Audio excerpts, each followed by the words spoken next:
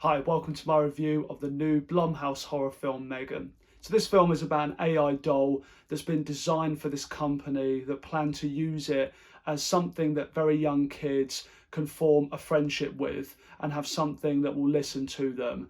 But as the characters in this film find out, if you try and interrupt or get in the way of M3GAN's relationships, she will turn very hostile against you. So I didn't have the biggest expectations going into this film.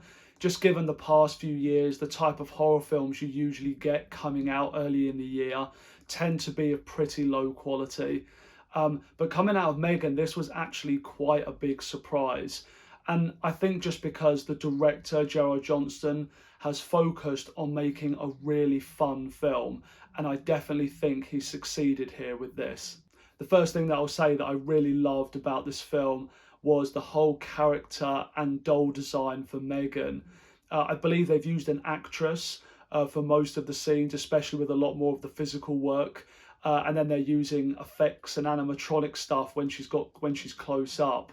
But I just love the kind of the character they've made her to be, where she starts out as this really quite cute, AI friend for this young girl, Katie, who's gone through a lot of trauma and befriends M3GAN. And then as the film goes on, as she becomes more and more protective of her, she starts to become really quite demented, how she actually ends up looking towards the end of the film with all the physical work they've done. If you've seen in the trailer, the scene where she's in the woods and starts getting on the ground, crawling after someone, it's really quite creepy. And I just love what they've done with her here. And I think a lot of people will draw comparisons between this and the Child's Play 2019 remake, especially because of its similarities in the plot and some of the things it's going for. But I liked M3GAN a lot more, and a lot of that has to do with how well the doll has been designed. It's definitely a lot better than the one we got in the Child's Play remake, a lot more iconic and a lot more interesting things going on with M3GAN. So I really liked that. So when comparing the two, I think this is going to stick with people a lot more. There was a load of really funny moments in this film, just some hilarious dialogue between M3GAN and a lot of the characters, just the way she interacts with them, just got a load of laughs. There's some scenes as well where she has these lullabies that she'll sing to Katie when she's trying to comfort her. And there's a scene later on in the film where she's going to bed and she's singing for her in this dark room, and suddenly she just starts singing Titanium by Sia.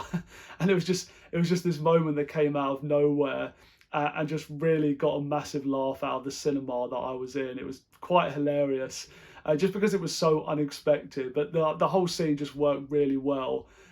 It was funny, but it had something a little bit disturbing about it as well.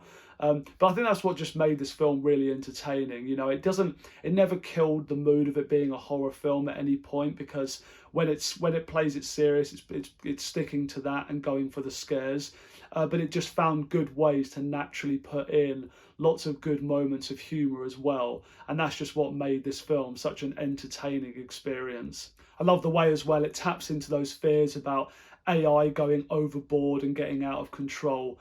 The way M3GAN works is she has this software programming that means she's just all the time that she spends with humans, she's just learning faster and faster at such an unstoppable rate. So that after a while, even though the characters here have a way to manually switch M3GAN off, she quickly learns a way to override that. And she's just infecting all of the technology around her like a virus. So all of the computers around and the phones she has access to, she's listening into everything, she's making calls, she's deleting and files. And yeah, it's just a really cool way they do that here, showing that once you've created something like this, there's no going back. You can't really delete her because she just becomes so infected in everything technological around them. And I really liked the way the film did that. As for some of the things that I wasn't as keen on with M3GAN, I think they did make some of these characters a little bit too predictable. Especially for the ones that M3GAN kills. A lot of these characters, the way they're set up as just these complete dickhead characters straight off the bat, you just know they're being set ups for M3GAN to kill.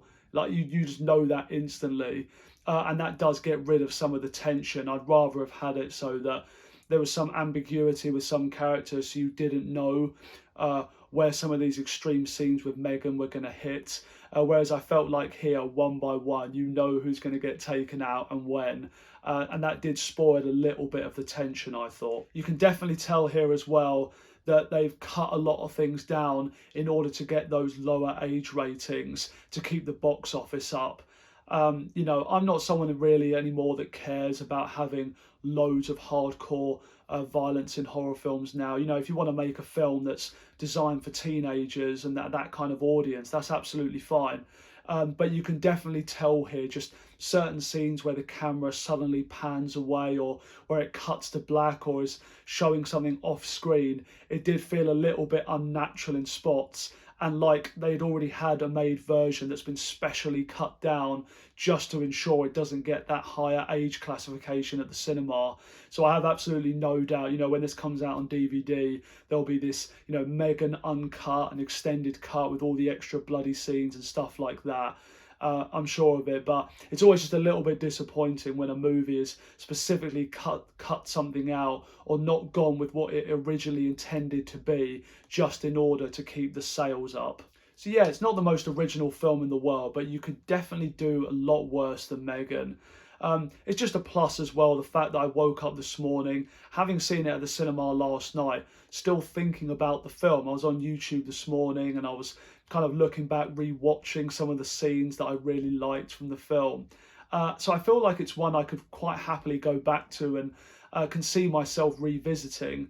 Whereas, you know, there's other horror films where you're watching them and you think you're enjoying them, but then as time goes on, you end up feeling more and more mixed about them. And I had that with the most recent Hellraiser film. I had that exact experience with that, where now I don't really have that interest to ever go back and re-watch it. Whereas M3GAN is one that I feel like as time goes on, I'm going to look back on it more fondly. So yeah, it's really quite a good film. I did really quite enjoy it. So if you're looking to go out and kill a couple of hours and have a few laughs and a few scares, I think this one is definitely worth watching. So I'm going to give this a 3.5 out of 5-star rating. So thank you very much for watching my review of M3GAN, and please do let me know in the comments as well what you thought about the film. Please like and subscribe if you've enjoyed my video, and I'll see you next time.